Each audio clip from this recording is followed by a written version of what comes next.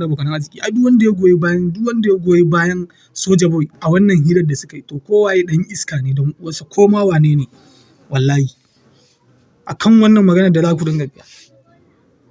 Wai Maman Nagudu da Ali Jita da suka yi wannan magana Soja Boy ne ya ci su ne. Shi din banza shi din wofai. Kun san waye Maman Nagudu ne? Kun san waye shi? Ko dan kun ga kawai yanzu ya ajiye waƙar ya daina yin waƙar. Ko yau ko gobe fa in yi waƙa guda ɗaya na rantse da girman Allah duk wa'innan waƙoƙin da suke yi suna tunanin menene in suka yi waƙa ɗaya tana kewaye wallahi duk sai ta danna tasu.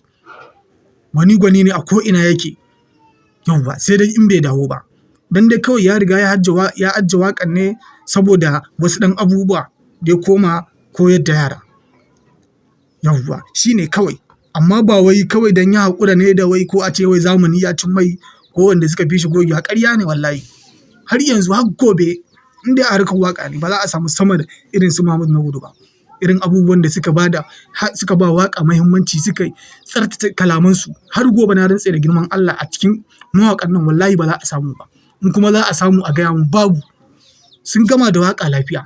Sun gama da wannan ɗinsu lafiya. Sun ci ɗaukakarsu sun gama lafiya. Ba wani wanda yake zagin sai fatan alkhairi. A samu mawaƙin da zai gama harkarsa lafiya a zo a dinga mai fatan alkhairi ya gama da wannan ɗinsa lafiya. To su ba sai dai faman zagi fa. Baka gama ɗin ba ma kana kan yi zagin ka ake yi. Ana ɗan iska kaza da kaza irin abubuwan da yake su ba sun gama lafiya. Saura ku masu zagin su.